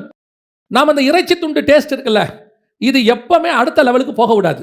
இந்த நான் வெஜிடேரியன் நல்லா சாப்பிட்டீங்கன்னு வச்சுங்களேன், அதுக்கப்புறம் அது இல்லாமல் சாப்பிடவே தோணாது. அப்புறம் என்ன தோணும்னா, ஒரு துண்டாவது இருந்தாதான், சில ஆட்கள் சொல்லுவாங்க ஒரு கருவாடாவது அப்படிம்பா, அது வந்து பாடியில் ஊறிடும், அது ஒரு விதமான டேஸ்ட்டாக மாறிடும். அதுக்கப்புறம் அது இல்லாமல் என்ன வராது, ஒரு ஒரு லெவலுக்கு மேலே நம்ம எப்படி போயிடுவோம்னா, ஒரு வேலை செய்ய முடியலனாலும் யார் வீட்லையாவது செஞ்சாங்கன்னா வாசனையோடையாவது சாப்பிட சொல்லுவோம். அதே மாதிரி தான் அதிகமாக உலகத்துக்குள்ளே இருந்து ஆசீர்வதிக்கப்பட்டுட்டீங்கன்னா, அதை விட மேலான ஆவிக்குரிய வாழ்க்கைக்கு போகும்போது இது உங்களை பின்னோக்கி இழுக்கும், இது உங்களை போக விடாது. இந்த டேஸ்ட் இருக்குல்ல, உலகம் இருக்குல்ல, இது வேற, இது உங்களுக்குள்ள ஊறிடுச்சு பிறந்ததுலேருந்து. ஒரு பீரியட்ல கர்த்தர் தான் இதை கொடுத்தாரு, ஒரு இடத்துல கர்த்தர் தான் அதை விடும்பார். இப்போ நித்திய ஜீவனை சொந்திக்கிறதுக்கு ஒருத்தன் வந்தான்ல, அவன் யாருன்னு கேட்டிங்கன்னா, நியாயப்பிரமாணத்தின்படி குற்றம் சாட்ட முடியாதவன். மத்தேயு 19 இருக்கும். அவன் சொல்லுவான், நான் சிறு வயது முதல் கொண்டு இதையெல்லாம் கை கொள்ளுகிறேன் அப்படின்பா. அப்போ ரொம்ப பர்ஃபெக்ட், மிகுந்த ஆஸ்தி இருந்துச்சு அவனுக்கு. இந்த மிகுந்த ஆஸ்தி எதனால வந்துச்சுன்னா, அவன் ஒழுக்கமா இருந்ததுனால வந்துச்சு, ஒழுங்கா வியாபாரம் பண்ணி. இப்போ அந்த ஆசீர்வாதத்தை கொடுத்தது யார் அவனுக்கு? அதே கர்த்தர் தான் சொல்றாரு, இவைகளை விட்டு விட்டு என்னை பின்தொடரு. Second stage. இந்த ஸ்டேஜ் தான் உங்களால என்னாலே செய்ய முடியாத ஸ்டேஜ். கர்த்தர் உங்களுக்கு, நீங்க சொல்லுவீங்க, ஆண்டவர் தான் எனக்கு படிக்க வச்சாரு, ஆண்டவர் தான் ஞானத்தை கொடுத்தாரு, படிப்பறிவு இல்லாம. ரைட். ஒரு இடத்துல அதையே கர்த்தர் விட சொன்னா விட முடியுமா? எகிப்தின் கலைகள்ல கொண்டு போய் எகிப்துல பார்வோன் வீட்டில் விட்டது யாரு? கர்த்தர். அங்கதான் 40 வருஷம் வளர்ந்தாரு. ஒரு இடத்துக்கு வரும்போது எகிப்தின் கலைகளை இவர் மறக்கணும். கமாலியல் பாத்துல உட்கார்ந்து பவுல் நியாயப்பிரமாணத்தின்படி குற்றம் சாட்ட முடியாதுன்னு தன்னை சொல்றாரு. ஒரு இடத்துல இதே நியாயப்பிரமாணத்தை அவர் விடணும். கொடுத்தது யாரு? கர்த்தர். 2 போட் நிறைய மீன் பேதுருக்கு கொடுத்தது யாரு? கர்த்தர். அதே கர்த்தர் சொல்றாரு, இவைகளை விட்டு விட்டு என்னை பின்பற்றி வா. கர்த்தர் கொடுக்கும் போது வாங்க தெரிஞ்ச நமக்கு, அவர் சொல்லும் போது அதை விடவும் தெரியணும். இதுதான் அந்த இறைச்சியை தாண்டி அப்பத்தின் வீட்டுக்கு போறது, பலிபீடத்தை தாண்டி பரிசுத்த ஸ்தலத்துக்குள்ள போறது. நம்மளால இப்ப என்ன பிரச்சனைனா, இந்த இறைச்சி இல்லாம இருக்க முடியாது, மாம்சத்தின் இச்சை இல்லாம இருக்க முடியாது, மாம்சத்தின் விருப்பம் இல்லாம இருக்க முடியாது, ஏதோ ஒரு வகையில். ரோமர்கள் நிருபத்தை நீங்க வாசிச்சு பாருங்க, 8ஆம் அதிகாரம் வரைக்கும். 7ஆம் அதிகாரம் கடைசியில் அவர் சொல்றாரு, நான் விரும்பாததையே செய்கிறேன், பரிதவிக்கப்பட்ட மனுஷன் நான், யார் என்னை விடுவிக்க கூடும் அப்படின்னு கேட்கிறார். பாவத்தை பத்தி பேசுறாரு. ஆனா 8ஆம் அதிகாரத்தில் பாருங்க, பாவத்துக்கும் ஆவிக்கும் சண்டைன்னு சொல்ல மாட்டாரு, மாம்சத்துக்கும் ஆவிக்கும் சண்டைம்பார். நம்ம பாவத்தை கான்சன்ட்ரேட் பண்ணிட்டு இருக்கிறோம், இதை செய்யக்கூடாது, அதை செய்யக்கூடாது, இந்த பாவத்தை செய்யக்கூடாதுன்னு. ஆண்டவர் சொல்றாரு, மாம்சத்தின் கிரியையவே செய்யக்கூடாது. மாம்சத்தின் கிரியை நம்ம பார்வைக்கு நிறைய விஷயம் பாவமே கிடையாது. இப்போ நமக்கு பாவம்னா என்ன? சிகரெட் பிடிக்கிறது, குடிக்கிறது, அப்புறம் சில தப்பான காரியங்கள், இதெல்லாம் நமக்கு பாவம். சரியா? இப்போ மோசேக்கு பாவம்னா என்ன? கர்த்தர் கண்மலையை பார்த்து பேசுனாரு, இவரு அடிச்சாரு. இப்போ இவரு அடிச்சது முழுக்க முழுக்க ஸ்பிரிச்சுவல். ஜனங்களுக்கு தண்ணி வேணும், மினிஸ்ட்ரி, ஜனங்க கஷ்டப்பட்டு இருக்காங்க, தண்ணி வந்துச்சு, ஜனங்க குடிச்சாங்க. ஆனா இங்க என்ன பிரச்சனை? மாம்சத்துக்கும் ஆவிக்கான பிரச்சனை. ஆவியான தேவன் ஒன்று சொல்றாரு, மாம்சம் ஒன்று சொல்லுது. ஆனா மாம்சம் சொல்றதும் ஸ்பிரிச்சுவல் மாதிரி தான் இருக்கும். இப்போ நீங்க பாவத்தை செய்யல, ஆண்டவர் கூடாரத்தில் குடியிருக்கேங்கிறாரு, தாவீது கல்லுல அவருக்கு ஆலயம் கட்டுறேங்கிறாரு. கர்த்தர் கேட்கிறாரு, நான் உன்னை கேட்டேனா? இங்க மாம்சத்துக்கும் ஆவிக்கான பிரச்சனை. நம்ம பாவம் சொல்லி பேசிக்ல சண்டை போட்டுக்கிட்டு இருக்கிறோம். இன்னும் இப்போ நம்ம எதுல திருப்தி ஆகிறோம் தெரியுமா? நான் முந்தி மாதிரிலாம் இல்லைங்க, இப்போ அந்த மாதிரி வீடியோஸ் பார்க்கறதில்ல, நான் அந்த மாதிரி விஷயங்கள் செய்யறதில்ல, நான் அந்த மாதிரி காரியங்கள் செய்யறதில்ல, நான் முந்தி வந்து பாவம் பண்ணிட்டு இருந்தேன், அதெல்லாம் இப்போ செய்யறதில்ல, நான் இன்னும் இறைச்சியை பத்தியே பேசிக்கிட்டு இருக்கிறேன். ஆண்டவர் சொல்றாரு, நீ அப்பத்தின் வீட்டுக்கு வா. இங்க வந்தாதான் தெரியும், மாம்சம் இல்லாமல் வெறும் அப்பம் உள்ள ஒரு இடம் இருக்கு, சமூகத்து அப்பம் மட்டும் இருக்கிற இடம் இருக்கு, சாரிபாத் விதவையின் வீடு இருக்கு, அங்க வெறும் அப்பம் தான் இருக்கும், இறைச்சி இருக்காது. 100% இறைச்சி இல்லாத இடம் ஒன்று இருக்கிறது. அந்த இடத்துக்கு தான் செகண்ட் நம்ம வரணும். பரலோகத்துக்கு போகணும்னா இதான் செகண்ட் பிளேஸ். இப்போ நம்மகிட்ட என்ன இருக்குது? கர்த்தர் கொடுத்த வீடு இருக்கு. நாங்கள் கஷ்டப்பட்டுக்கிட்டு இருந்தோம், கர்த்தர் எங்களுக்கு வீடு கொடுத்தாரு, ஆசீர்வதிச்சாரு. கரெக்ட். ஒரு இடத்துல கர்த்தர் அந்த வீட்டை விட சொன்னா விட முடியுமா? பிள்ளை இல்லாமல் இருந்த 100 வயசுல கர்த்தர் கொடுத்தாரு, ஒரே பிள்ளை தான் சொல்லிட்டாரு, இவன் மட்டும்தான் உனக்கு பிள்ளைன்ட்டாரு. ஒரு இடத்துல வராரு, இந்த பிள்ளை எனக்கு தருவியான்னு கேட்கிறாரு, கொடுக்க முடியுமா? இங்கே தான் இறைச்சியை விட்டுட்டு நீங்கள் சாரிபாத் விதவையின் வீட்டுக்கு போகிறதுக்கான அடையாளம் வருகிறது. எந்த மாம்சமும் என்னை தடுக்காது. பிள்ளையை கத்தர் கொடுத்தாரு, பிள்ளைக்கு படிப்பை கத்தர் கொடுத்தாரு. இப்போ கத்தர் கேட்குறாரு, உன் பிள்ளையை எனக்கு கொடு, ஊழியத்துக்கு கொடு. கொடுக்க மாட்டான். இங்கே தான் வரும் விஷயம். நன்றாய் கவனித்துக் கொள்ளுங்கள். அடுத்த டெஸ்டினேஷன், அடுத்த இடம் ஒன்று இருக்கு. அது என்னன்னு கேட்டால் சாரிபாத் விதவையின் வீடு. அங்கே இறைச்சி இருக்காது, வெறும் அப்பம் தான் இருக்கும். அங்கே நீங்கள் தேவனுடைய சித்தத்தை எதையும் செய்ய முடியாது, உங்கள் சித்தத்தை செய்ய முடியாது, தேவ சித்தத்தை மட்டும் தான் செய்ய முடியும். அங்கே காக்கா எப்போ வரும்லாம் தெரியாது, ஆனால் வசனம் 24 hours அங்கே இருக்கும். கர்த்தருடைய வார்த்தை இருக்கும், சமூகத்தை அப்பம் இருக்கும். இன்னைக்கு அந்த வீட்டுக்குள்ளே போகிறதுக்கு நமக்கு யாருக்குமே இஷ்டம் இல்லை. ஆண்டவரே, இந்த கேரி தட்டுறங்கரையே நல்லா இருக்கேப்பா, டெய்லி காலையிலையும் மாவுலையும் நான்வெஜ் வருது, அப்பமும் வருது, தண்ணியை குடித்தோம், படுத்தோம், ஜோம் பண்ணோம். இல்லை, அப்படி வராதுப்பா, அங்கே வேற ஒரு மினிஸ்ட்ரி இருக்குப்பா, இது இன்னும் கொஞ்சம் வேற இடத்துக்கு நீ போகணும். இது 2வது பிளேஸ். இதுக்கு நீங்கள் ஒப்பு கொடுக்குறீர்களா? இந்த இடத்துக்கு நீங்கள் வர இஷ்டப்படுகிறீங்களா வாழ்க்கையில்? இதுதான் நீங்கள் நித்திய ஜீவனுக்கு சொந்திக்கிறதுக்கான 2வது இடமே. நம்ம என்ன நினச்சிட்டு இருக்கிறோன்னா, நான் ரட்சிக்கப்பட்டு ஆண்டவர்கிட்ட வந்துட்டேன், ரசபாங்கானு கொடுக்குறேன், ஞானஸ்நானம் எடுத்துறேன், அபிஷேகம் பெற்றேன், இதோட எல்லாம் முடிஞ்சிருச்சு, இத்தோட நித்திய ஜீவன் தான்றோம். அப்படி இல்லையே. ஒரு ஸ்கூல்லையே பாருங்க, முந்தி நாங்கள் படிக்கும் போதெல்லாம் நேராக ஆனுவல் எக்ஸாம் கிடையாது, குவார்ட்டர்லி, ஆஃப் இயர்லி, ஆனுவல்னு ஒன்று வைப்பாங்க. ஒரு ஃபஸ்ட்டு குவார்ட்டர்லியில் கால்வாசி பார்த்து முடிச்சுருவாங்க, ஆஃப் இயர்லியில் பாதி பார்த்து முடிச்சுருவாங்க, ஆனுவலில் மொத்தமாக வைப்பாங்க. இப்போ அப்படி இல்லை, இன்னும் டெஸ்டினேஷன் அதிகமாகிருச்சு. குவார்ட்டர்லிக்கு அப்புறம் மிட்டம் வருது, குவார்ட்டர்லி, ஆஃப் இயர்லிக்கு அப்புறம் first midterm, second midterm, third மிட்டம்லாம் இருக்கு, ரிவிஷன் இருக்கு. இவ்வளவு தாண்டா தான் உங்களை எங்கே அனுப்புறேன்றாங்க, பப்ளிக் எக்ஸாம்க்கே அனுப்புறாங்க. இல்லைன்னா முன்னாடி அப்பா அம்மா கூப்பிட்டுறாங்க, உங்கள் பையன் தேர மாட்டான், உங்களை போகவே விட மாட்டான், இங்கேயே ஃபில்டர் பண்ணுறான். ஒரு அடுத்த கிளாஸ் போகிறதுக்கு இவ்வளோ ஃபில்ட்ரேஷன் இருக்குமானால் நித்திய ஜீவனை சுதந்திரிப்பதுக்கு எவ்வளோ ஃபில்ட்ரேஷன் இருக்கும்? சும்மா நம்ம நினச்சிட்டு இருக்கிறோம், இயேசு ஏற்றுக்கிட்டா அப்படியே டைரக்டாக பரலோகம். இல்லை, அப்படி ஒரு இடத்துல கூட இல்லை. அவன் தன் சிலுவையை சுமந்து கொண்டு வர கடவன், வந்தால் தான் கிடைக்கும், இல்லைன்னா கிடைக்காதே. இன்னைக்கு அதான் இங்கே பிரச்சனையே. இப்போ இன்னைக்கு நாம செகண்ட் பிளேஸ்க்கே போல, கொஞ்சம் கூட விடுறதுக்கு ரெடியா இல்லை. ஆண்டவருக்காக எதையும், ஆண்டவருக்காக காக்கா கிட்ட வாங்கறதுக்கு ரெடி. ஆனால் கேரி தாட்டங்கரை விட்டுட்டு சாரிபாத் விதவின் வீட்டுக்கு போகிறதுக்கு ரெடி இல்லை. அங்கே இறைச்சி கிடைக்காது, அங்கே அதெல்லாம் இருக்காது. ஆனால் அங்கே ஒன்று இருக்கும், அற்புதமாய் கர்த்தரிடத்துலேருந்து வரக்கூடிய அடை இருக்கும். அது அங்கே இருக்கும், மாவு எண்ணெயும் அங்கே இருக்கும். டெய்லி அடை கிடைக்கும், டெய்லி அப்பம் கிடைக்கும், டெய்லி சாப்பிட முடியும். ஆனால் கர்த்தருடைய வார்த்தை தான் கிடைக்கும். இது உங்கள் ஆத்மாவை ஜீவனோடு கூட வைப்பதற்கு போதுமானதாக இருக்கு. நான் சொல்ல உங்களுக்கு புரியுதா? இன்னைக்கு இறைச்சி கொடுத்து அடை கொடுத்து நடத்துகிற அதே ஆண்டவர் வெறும் அப்பம் கொடுத்தும் நடத்த வல்லமை உள்ளவராக இருக்கிறார். அல்லேலூயா. நீங்கள் விசுவாசிக்கணும். நம்ம என்ன நினச்சிக்கிறோம்னா, இதெல்லாம் இருந்தால் தான் சர்வை பண்ண முடியும்னு. நான் சொல்லுவேன், தேவன் நினைச்சா எதுவுமே இல்லாமல் கூட சர்வை பண்ண வைக்க வல்லமை உள்ளவராக இருக்கிறார். ஒரு பீரியடில் இங்கேருந்து யூகேக்கு வேலைக்கு போனோம், வேலை கிடைச்சா குடும்பத்தை காப்பாற்றலாம், கொஞ்சம் ஃபேமிலியை பார்த்துக்கலாம், நல்லா இருக்கும்னு சொல்லி அங்கே போனோம். இப்போ கர்த்தர் சொல்றார், அங்கேருந்து கூட்டிகிட்டு போன ஆண்டவர் தான். நான் சொல்லுவேன், நான்லாம் யூகே போகிறதுக்கு எந்த விதமான தகுதியும் இல்லாத ஒரு ஆள். என் கூட இருந்தவங்களாம் குவாலிஃபைட், அவங்களுக்கு கிடைக்காதது எனக்கு கிடைச்சிச்சு. நான் போனேன், கூட்டிகிட்டு போன ஆண்டவர் தான் சொன்னார், திரும்பி வா இந்தியாவுக்கு. இப்போ அங்கே இருக்கிற சம்பளம், அங்கே இருக்க லைஃப் ஸ்டைல், அங்கே இருக்க கிளைமேட், இதெல்லாம் பார்த்துட்டு வரது கொஞ்சம் ஹெசிடேஷன்.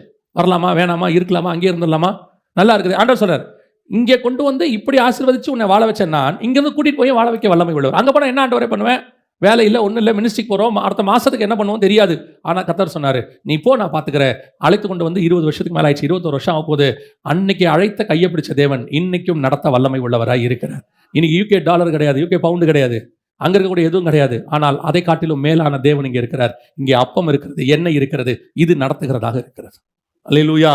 இந்த செகண்ட் ஸ்டேஜுக்கு வரணும். 3வது வாசிங்க, 19ஆம் அதிகாரம் 1 ராஜாக்கள் 19:4-5 வாசிங்க. அவன் வனாந்தரத்தில் ஒரு நாள் பிரயாணம் போய் ஒரு சூரைச் செடியின் கீழ் உட்கார்ந்து தான் சாக வேண்டும் என்று கோரி, போதும் கர்த்தாவே, என் ஆத்துமாவை எடுத்துக்கொள்ளும், நான் என் பிதாக்களை பார்க்கிலும் நல்லவன் அல்ல என்று சொல்லி. மூணாவது, அப்படி போகும்பொழுது கண்டிப்பாக ஒரு உபத்திரவத்தின் பாதை ஒன்று வரத்தான் செய்யும். கர்த்தர் சொல்லி போகும்போது, திருப்பி சொல்கிறேன், கர்த்தர் சொல்லாமல் போய் மாற்றவங்களை பற்றி நான் சொல்லலை.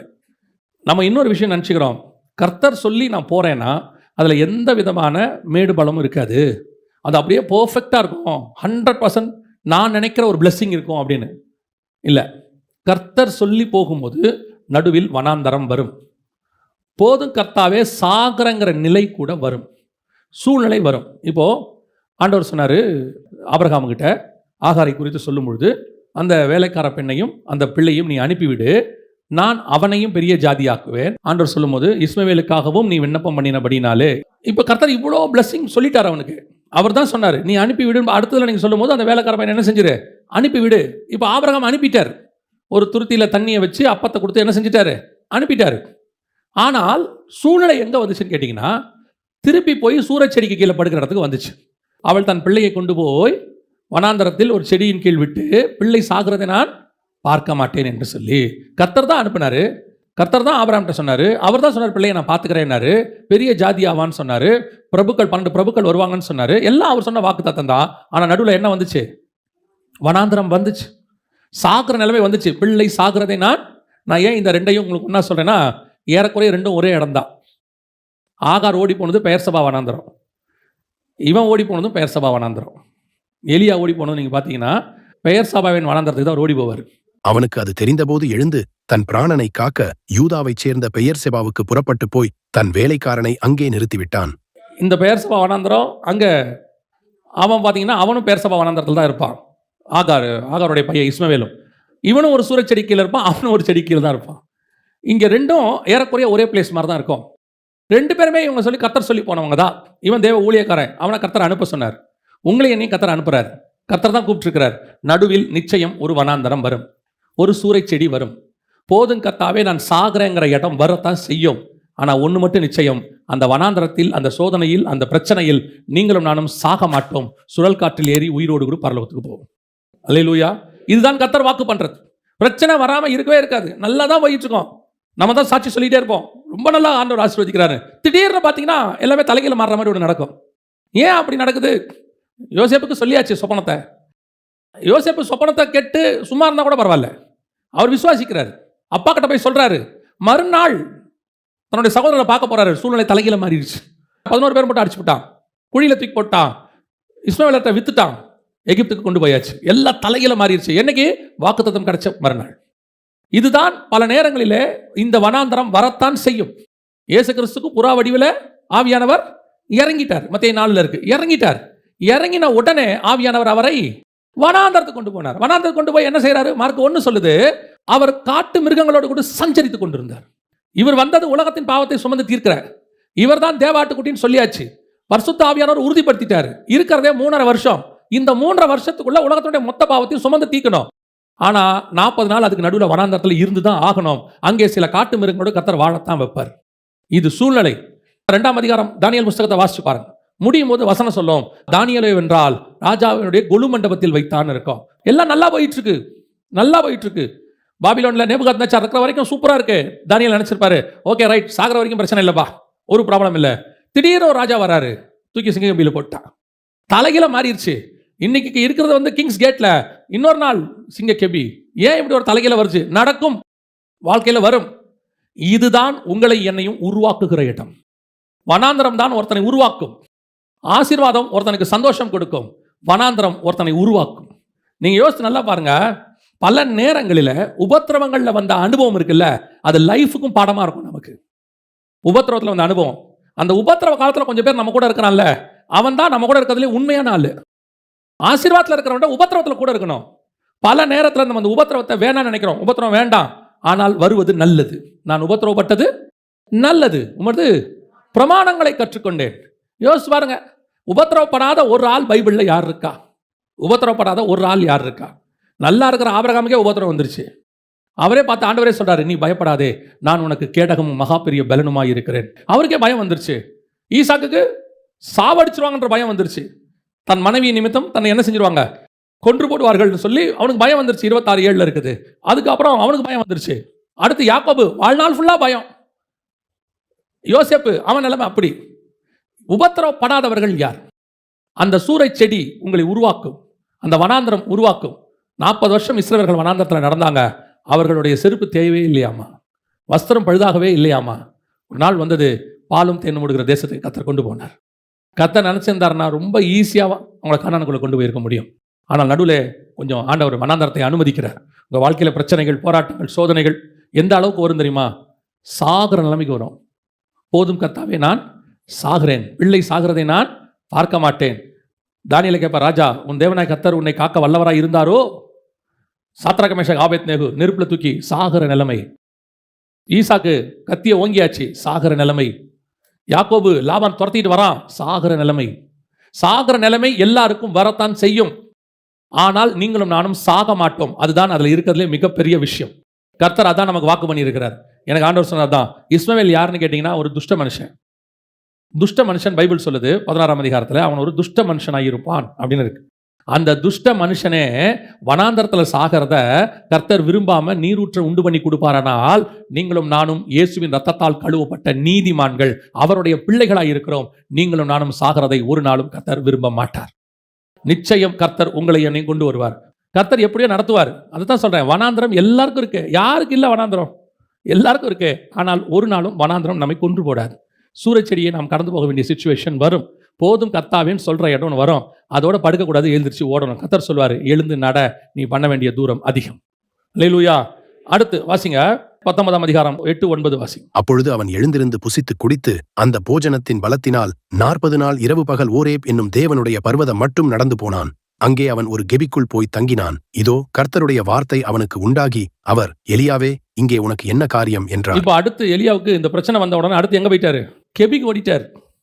ஏன் கெபிக்கு ஓடினாரு அப்படின்னு கேட்டிங்கன்னா, இதுக்கு முன்னாடி ஏசபேல் பிரச்சனை வந்தபோது அந்த ஏசபேலுக்கு பயந்து 50 தீர்க்கதரிசிகளை உபதியா கொண்டு போய் கெபிக்குள்ள மறைச்சு வச்சேன்னு இவர்கிட்ட சொல்றாரு. 18ஆம் அதிகாரத்தில் 1 ராஜாக்கள் 18 வந்து சொல்றாரு, நான் கெபிக்கு 50 பேராக மறைத்து வைத்ததே தேவன் உமக்கு சொல்லவில்லையா, மறைத்தாரோ அப்படின்லாம் கேட்பார் உபதியா. இப்போ எலியாவுக்கு என்ன தோணுது? சரி, இந்த மாதிரி சிச்சுவேஷன் ஒன்று வருது, உபத்திரவத்தின் பாதை வருது, கிராஸ் பண்ணிட்டாரு, அடையும் தண்ணீரும் வந்துடுச்சு, இப்போ நம்ம அதெல்லாம் தாண்டி வரோம். ஆனால் இப்போ மைண்டில் என்ன வந்துடும் தெரியுமா? சரி, இந்த பிரச்சனை பேசாம இந்த பிரச்சனையோட வாழ்றதுக்கு எங்கேயாவது போய் செட்டில் ஆயிடலாம். நம்ம தொடர்ந்து நம்முடைய ஆவிக்குரிய வாழ்க்கையை நாம் செய்வதற்கு இது ஒரு தடையாய் மாறும்.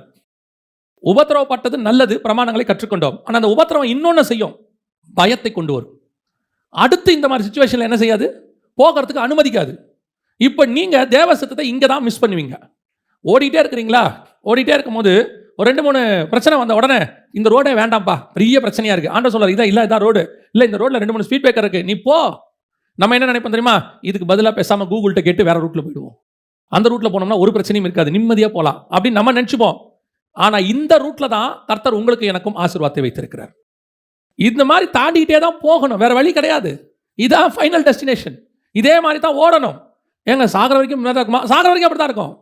இல்லை, நம்ம கொஞ்சம் நிம்மதியாக வாழணும், வாழறானே கெபிக்கு போயிடணும்.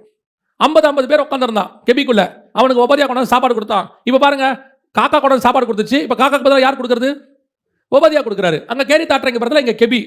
என்ன டிஃபரன்ஸ் இருக்கு? திருப்பி பழைய இடத்துக்கு வந்துட்டோம். இது என்ன உண்டாக்குது? என்ன பயத்தை உண்டாக்கி மீண்டும் ஆவிக்குரிய வாழ்க்கையிலிருந்து வழிவிலக பண்ணும். உபத்திரவத்தின் பாதையில் போகும்போது அடுத்த டெஸ்டினேஷன் என்னவா இருக்கும்னு நம்ம ஓடிட்டு தான் இருக்கணும் ஒழிய அதை விட்டு வழி விலகிடக்கூடாது. ஆனால் திருப்பி நான் கெபிக்கு போகக்கூடாது. கர்த்தர் திருப்பி என்னை எங்க போக சொல்றாரு? வாசிங்க 15வது வசனம் வாசிங்க, அதே அதிகாரம். அப்பொழுது கர்த்தர் அவனை பார்த்து, நீ தமஸ்குவின் வழியாய் வனாந்தரத்திற்கு திரும்பி போய். திருப்பி நான் எங்க தான் போனோம்? வனாந்தரத்துக்கு தான் போனோம். ஏன்? நான் கானான் தேசத்துக்கு போகிற வரைக்கும் எனக்கு நடுவில் வனாந்தரம் தான் இருக்கும். வனாந்தரம் மாறும், பெயர்சபா வனாந்தரம் வரும், தமஸ்கு வனாந்தரம் வரும், சீன் வனாந்தரம் வரும், வனாந்தரம் மாறும். ஆனா வனாந்தரம் தான் இருக்கும். ஒவ்வொரு வனாந்தரத்திலையும் ஒவ்வொரு விதமாய் கர்த்தர் என்னை போஷிப்பார், நடத்துவார், பாதுகாப்பார். ஆனால் முடிவு பரியந்தம் நடத்துவார். நடுவில் நான் டிராவலை விட்டு ஓடி போய் செட்டில் ஆயிடக்கூடாது. எனக்கு வேண்டாம், இது வேணாம். கொஞ்சம் ஊழியத்தின் பாதையில் வரும்போது பவுல் சொல்றாரு, தேமா பிரபஞ்சத்தின் மேல் ஆசை வைத்து என்னை விட்டு விலகி போனான். யார் இந்த தேமா? ஒரு காலத்தில் என்னோடு கூட பாடுபட்டவன், என்னோட கூட கஷ்டப்பட்டான். அப்படிதான் நமக்கு தோணுது. பல நேரங்களிலே நாம் உபத்திரப்படும் போது அடுத்த ஸ்டேஜ் போகிறதுக்கு யோசிக்கிறோம். இல்லை, கொஞ்சம் இந்த இடத்துல நம்ம கொஞ்சம் இருப்போம். அந்த நேரத்தில் கொஞ்சம் பேர் ஞானமாக வேற சொல்லி கொடுப்பாங்க, பிரதர் எத்தனை நாள் இப்படியே ஓடுவீங்க? கர்த்தர் அழைத்த அழைப்பில் முடிவு பரியந்தம் நிற்குதல். இது ஏன் இந்த நடுவில் ஒரு டிஸ்டர்பன்ஸ் வருது, இல்லை ஒரு சின்ன டீவியேஷன் ஆகுது அப்படின்னு கேட்டிங்கன்னா, உங்கள் வாழ்க்கையில் வரக்கூடிய அனுபவம் சில நேரத்தில் உங்களை பயமுறுத்தும். திருப்பி இதே மாதிரி வந்தால் என்ன செய்வேன், இதே மாதிரி வந்தால் போன தடவை வந்தபோது எந்த தேவன் பாதுகாத்தாரோ அதே தேவன் இப்பையும் பாதுகாக்க வல்லமை உள்ளவராக இருக்கிறார். நம்ம என்ன நினைக்க தெரியுமா, அன்னைக்கு என்னால் தாங்க முடிஞ்சிச்சு, இன்னைக்கு என்னால் தாங்க முடியுமா? அன்னைக்கும் நம்மளால தாங்க முடியல, கர்த்தர் நம்மை தாங்க பண்ணினார். இல்லைன்னா அன்னைக்கே நம்மளை ஒழிச்சு கட்டியிருப்பாங்க. அன்னைக்கும் நம்மை பலப்படுத்தினது கிறிஸ்து, இன்னைக்கும் பலப்படுத்த போறது கிறிஸ்து, என்னைக்கும் பலப்படுத்த போறது கிறிஸ்து. இந்த ஒரு தைரியம் உங்களுக்கு வரணும். கெபிக்கு ஓடக்கூடாது. என் ரூட் எது, ரூட்டை நான் மாற்றவே மாட்டேன், போய்கிட்டே இருப்பேன். நடுவில் பிரச்சனைகள் வரும், போராட்டம் வரும், நிறைய நடக்கும், போயிட்டே இருக்கணும். இந்த டிவியேட் ஆகி கெபிக்குள்ள போய் உட்காந்துக்கிட்டு இல்லை. கர்த்தர் ஒன்று நியமித்த ஓட்டம் முடிவு பரியந்தம் அவர் மாற்றுகிறவர் அல்ல, ஒரு முறை சொல்லி அவர் மனம் மாறுகிறவர் அல்ல. பல நேரங்களில் இந்த மாதிரி வனாந்தரம் வரும்போது அதை டிவியேட் பண்ணி எங்கே போகக்கூடாது, கெபிக்கு போகக்கூடாது. கடைசியாக வாசிங்க, முடிக்கலாம். ஆண்டவர் எதற்காக இதையெல்லாம் ஓட்டுறாரு, கடைசியாக ஒன்று சொல்றார் ஆண்டவர். 15-16 வாசிங்க. அப்பொழுது கர்த்தர் அவனை பார்த்து, நீ தமஸ்குவின் வழியாய் வனாந்தரத்திற்கு திரும்பி போய். எதுக்கு திருப்பி வனாந்தரத்துக்கு கூட்டிட்டு போறாரு? நானே இப்பதான் வனாந்தரத்துல வந்தேன், போன வனாந்தரத்தையே நான் ஓடி முடிக்கல, சரி ஏதோ கெபில கொஞ்சம் பீஸ்ஃபுல்லா இருக்கலாம்னு நினைச்சேன், திருப்பி ஒரு வனாந்தரத்துக்குள்ள கூட்டிட்டு போறீங்களே, எதுக்காக என்ன இன்னொரு வனாந்தரத்துக்கு கூட்டிட்டு போறீங்க? வாசிங்க. ஆசகேலை சீரியாவின் மேல் ராஜாவாகவும், பின்பு நிம்சியின் குமாரனாகிய யெகூவை இஸ்ரவேலின் மேல் ராஜாவாக அபிஷேகம் பண்ணி, ஆபேல் மேகோலா ஊரானான சாப்பாத்தின் குமாரனாகிய எலிசாவை உன் ஸ்தானத்திலே தீர்க்கதரிசியாக அபிஷேகம் பண்ணு. இந்த வனாந்தரம் எதுக்கு தெரியுமா? போன வனாந்தரம் நம்ம வாழ்க்கையை ஓட்டுறதுக்கு. இந்த வனாந்தரம், அடுத்த உபத்திரம் எதுக்கு தெரியுமா? இந்த வனாந்தரத்தின் வழியா போய் நீ அடுத்த ஜெனரேஷனை உருவாக்குவது, ராஜாக்களும் ஆசாரியரையும் உருவாக்குறது. போன வனாந்தரம் நீ உருவானது, இந்த வனாந்தரம் இன்னொருத்தரை உருவாக்குவது. பல நேரங்களில் ஊழியத்தின் பாதையில் கர்த்தர் நம்ம ஓட்டத்தை மட்டும் முடிக்க மாட்டாரு, நம்ம மூலமா இன்னொரு ஜெனரேஷனையும் முடிப்பார். அவங்கள உருவாக்குறது தான் நம்ம முக்கியமான வேலை. ஒரு சாதாரணமாக உலக வாழ்க்கை எடுத்துக்கோங்க. நீங்கள் என்ன நினைக்கிறீங்க? சாதாரணமாக சராசரி மனுஷன் அவனுக்கு என்ன தோணுது? எனக்கு அப்புறம் என் பிள்ளைகள் அப்படின்னு ஒரு தாட் ஒன்று இருக்குல்ல. 99% சொல்கிறேன், 1% விட்டுருங்க. ஒரு 99% ஆபிரகாமுக்கு இருந்துச்சு தானே, எனக்கு அப்புறம் யார்? ஒருத்தன் கேட்குறான், எனக்கு பிறன் யார், எனக்கு அப்புறம் யார், எனக்கு அடுத்து யார், எனக்கு எடுத்து யார்? இயேசு கிறிஸ்துக்கு அப்புறம் சீசர் கேட்குறாங்க, இவருக்கு அப்புறம் யார், நாங்கள் யார்? இந்த அடுத்துன்னு ஒன்று இருக்குல்ல, இது வந்து டிஃபால்ட். கண்டிப்பாக உலக வாழ்க்கைக்கே அடுத்து என்பது டிஃபால்ட்னா, உங்களுக்கு கொடுக்கப்பட்ட அழைப்பு, உங்களுக்கு கொடுக்கப்பட்ட தரிசனம், இதற்கு டிஃபால்ட்டா இன்னொன்றை உருவாக்குற பொறுப்பை கர்த்தர் உங்க கையில் கொடுத்துருக்கிறேன். அந்த ஓட்டத்தை ஓடி முடிக்கணும். நிறைய பேர் அவங்களோட சாட்டிஸ்ஃபைட், நான் ஓகே, பிரச்சனையை அனுபவிச்சேன், ஒரு காலத்தில் கஷ்டப்பட்டேன், செட்டில் ஆயிட்டேன், இப்போ ஓகே, கெபிக்கு போயிட்டேன். இல்லை, ஆண்டவர் சொல்றாரு இன்னும் ஓடு. நான் என் பசங்க, என் பேர பசங்க, அவங்களுக்கு சொத்து சொத்து சொத்து சொத்துன்னு மைண்டு முழுக்க கரப்டடாக உட்காந்துருக்கோம். நம்ம வெறும் மாம்சம். உனக்கு அப்புறம் கர்த்தர் உங்ககிட்ட கொடுத்த சத்தியம், உனக்கு கொடுக்கப்பட்ட தரிசனம், உங்ககிட்ட கொடுத்த விசுவாசம் என்கிறது எனக்கு அந்த மகாபெரிய பொக்கிஷம். இதை அடுத்த ஜெனரேஷன் கொடுக்கணும்னு உங்களுக்கு தோணவே இல்லையே. வந்தோம், சாப்பிட்டோம், நான் ஆவிக்குரிய சாப்பாடை சொல்றேன், வந்தேன், சாப்பிட்டோம், சாட்டிஸ்ஃபைடு, இதோட அடுத்த வாரம் அவ்வளவுதான். கர்த்தருக்கு என்ன செய்தீர்கள்? ஆண்டவர் சொல்றார், திருப்பி தமஸ்குவின் வழியாய் வனாந்தரத்துக்கு போ. ஆண்டவரே, இப்பதான் வந்தேன், பேர் சபா வனாந்தல் இல்ல, இப்ப வந்தது நீ சாப்பிட்டு உனக்கு ஓடினது, இப்ப நீ ஓட போறது உனக்கு இல்ல, உனக்கு பின்னாடி ராஜாக்களையும் ஆசாரியர்களையும் உருவாக்குவதற்கு நீ ஓட போகணும். அதுதான் உன்னுடைய ஃபைனல். இந்த ஓட்டத்தை ஓடி முடிச்சா மட்டும்தான் வசனம் சொல்றது. வாசிங்க, முடிக்கலாம். 2 ராஜாக்கள் 2:11 வாசிங்கள். அவர்கள் பேசிக்கொண்டு நடந்து போகையில், இதோ அக்கினி ரதமும் அக்கினி குதிரைகளும் அவர்கள் நடுவாக வந்து இருவரையும் பிரித்தது. எலியா சுழல் காற்றிலே பரலோகத்திற்கு ஏறி போனான். இதான் ஃபைனல். அதுக்கப்புறம் அப்படியே அடுத்து எலியாவுடைய கான்செப்ட் முடிஞ்சிடும். நீங்க யோசிச்சு பாருங்க. அதுக்கப்புறம் எலியா ஆகாப்பை சந்திக்க மட்டும்தான் ஒரு இடத்துல வருவார். அவர் செத்தன்னு சொல்ல வருவார், அதுக்கப்புறம் ஆகாப் பிழைச்சிருவார், அவ்வளவுதான். இதோட எலியா ஏறி சுழல் காற்றில் போயிடுவார். இவ்வளவுதான் பிளேஸ். இதுதான் ஒவ்வொரு ஸ்டேஜ். பரலோகத்துக்கு போறதுக்கு எலியாவுக்கு கர்த்தர் ஃபிக்ஸ் பண்ணது. இன்னைக்கு நாம இருக்கிறோமா? இன்னைக்கு ஒன்று கேரி தாற்றங்கரில் உட்காந்துட்டு எந்திரிக்க மாட்டோம், அல்லது சாரிபாத் விதவையின் வீட்டுக்கு போயிட்டா அதோட அவ்வளோதான். அங்கிருந்து கர்த்தர் சொல்றார், புறப்பட்டு வா, நடுவில் வனாந்தரம் வருது, சூரச்செடி வருது, சில உபத்திரம் வருது, அதுதான் உன்னை உருவாக்கும். அந்த உபத்திரவத்தை தாண்டி ஓடுங்க. ஓடும் போது கெபிக்கு ஓடிடாதீங்க, செட்டில் ஆகணும்னு நினைக்காதீங்க, போதுன்ற இடத்துக்கு வராதிங்க, திருப்தி ஆகாதீங்க. ஆவிக்குரிய காரியத்தில் திருப்தி ஆகவே கூடாது. உலக பிரகாரமான காரியத்தில் திருப்தி வந்துடணும். போதும் என்ற மனதனுடைய தெய்வ பக்தியே அது எதுக்கு? உலக பிரகாரமான காரணத்துக்கு. ஆனால் கர்த்தருடைய காரியத்துக்கு என்ன வரக்கூடாது? திருப்தி வரவே கூடாது. கர்த்தரே போய் இளைப்பாரி கொண்டுருன்னு சொல்ற வரைக்கும் ஓடிக்கிட்டே இருக்கணும். ஓடி எங்க போகணும் தெரியுமா? அடுத்த ஜெனரேஷனை உருவாக்குறவங்களாக போகணும், ராஜாக்களும் ஆசாரியர்களையும் உருவாக்குறவங்களா போகணும். அப்படி ஓடி சுழல் காற்றில் ஏறி ஒரு நாள் வரும், எக்காலம் துணிக்கும், நாம் மேகங்கள் மேல் எடுத்துக்கொள்ளப்பட்டு ஆகாயத்தில் அவரோடு கூட காணப்பட போகிறோம். அல்லேலூயா. இத்தனை டெஸ்டினேஷனை கிராஸ் பண்ணணும் பரலோகத்துக்கு போகிறதுக்கு. இன்றைக்கி நாம் என்ன நினச்சிட்டு இருக்கிறோம்? சர்ச்சுக்கு வந்தோம், போனோம், வேலை முடிஞ்சு. சர்ச்சுக்கு வந்து போகிறவங்க எல்லாம் பரலோகத்துக்கு வருவாங்கன்னு பைபிள் சொல்லாது. இங்கே வந்தவங்களில் எத்தனை பேர் அதுக்கு ஆயத்தப்பட்டாங்களோ அவங்க தான் பரலோகத்துக்கு வருவாங்க. அல்லேலூயா.